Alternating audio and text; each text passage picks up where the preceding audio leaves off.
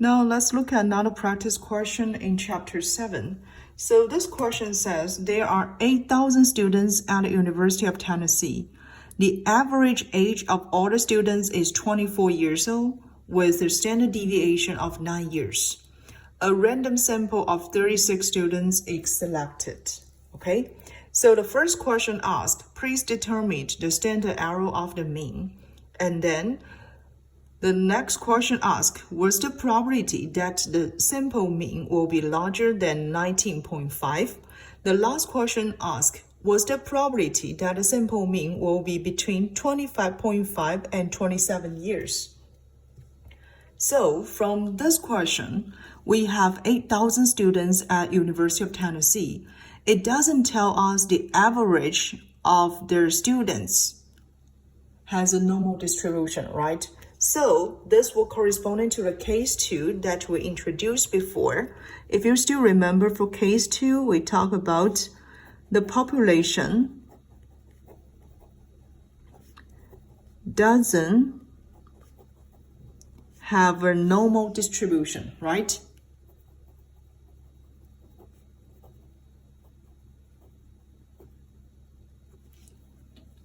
However, based on the central limit theorem, okay? However, based on the central limit theorem, so based on the central limit theorem,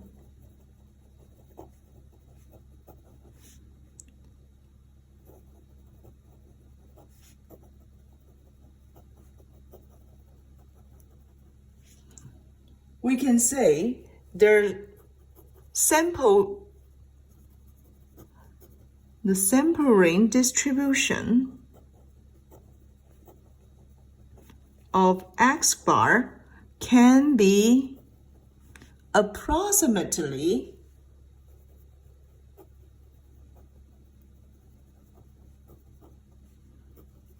by a normal distribution.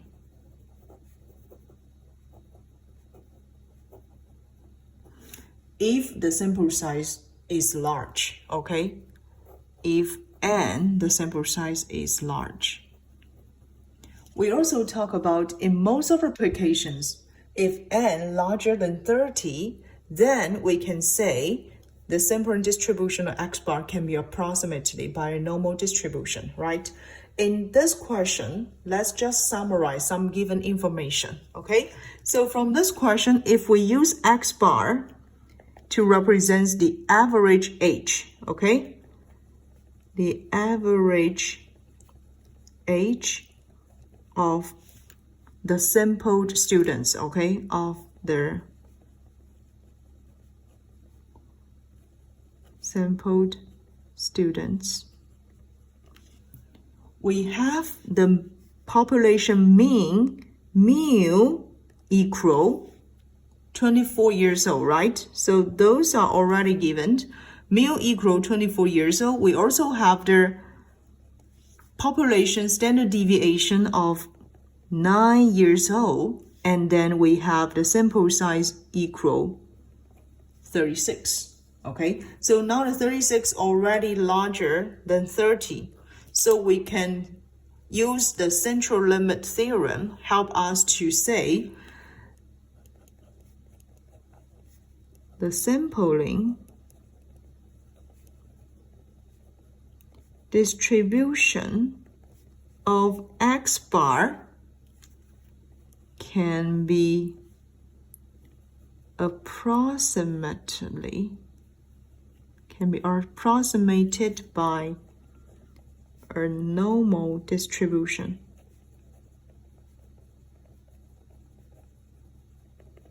Okay, so based on those given information, let's solve for the first question.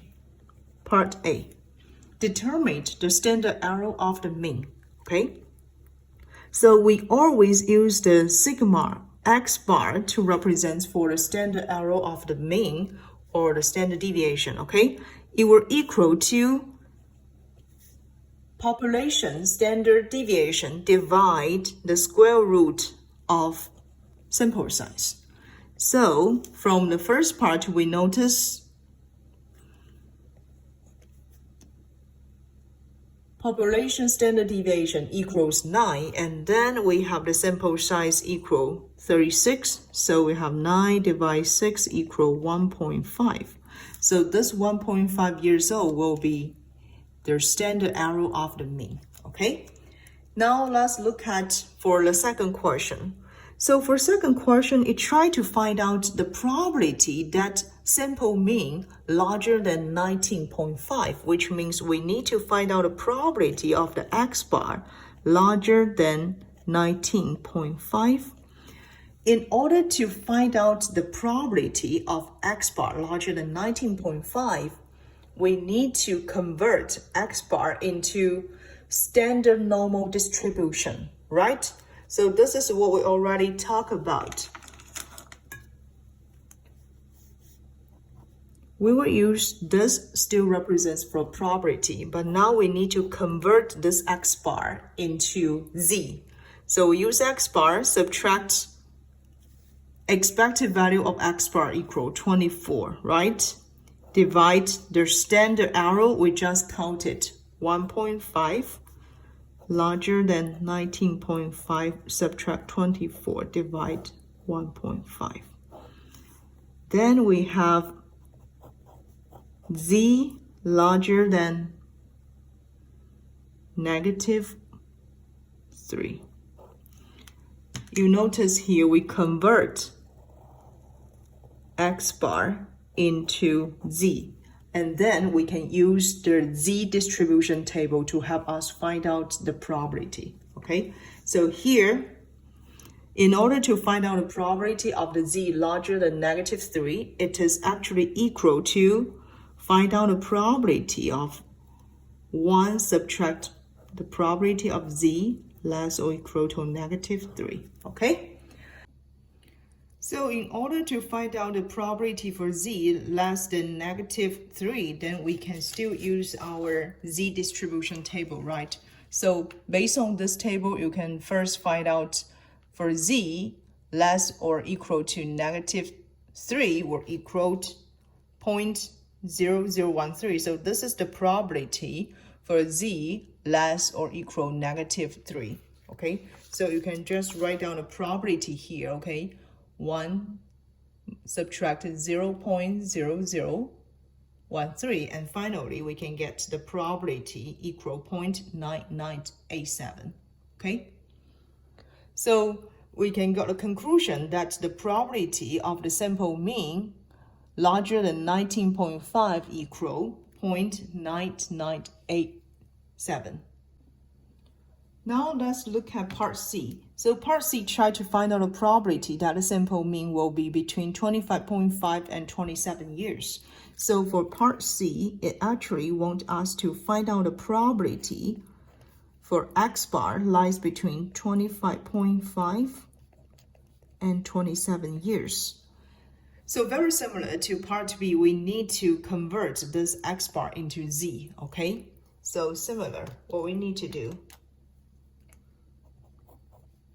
we use x bar, subtract 24, because 24 is the expected value of x bar, right? And then divide the standard error, 1.5, okay?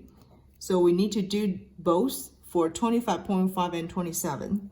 So 25.5 subtract 24, divide 1.5, and then 27 subtract 24, divide 1.5. Based on this, okay, we can find out it actually wants us to compute the probability lies between 1 less or equal less z less than 2, okay? And we know in order to get this probability, it actually wants us to find out the probability for the z less or equal to subtract the probability for z less than 1, okay? So similarly, we need to go back to check our standard distribution table and then to find out these two probability. So go back to this table first. You can find out when z equal 2, okay? We can find out the probability here. So when z equal 2, the probability for z less than 2 will equal 0.97 0.9772. So let me just write down the probability. 0.9772, and then subtract for z less than 1.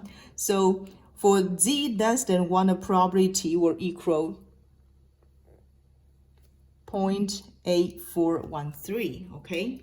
So 0.8413. So finally, we can find out this probability will equal 0.1359, okay? So from here, we can have the conclusion. The probability that a sample mean will be between 25.5 and 27 years, it is 0.1359.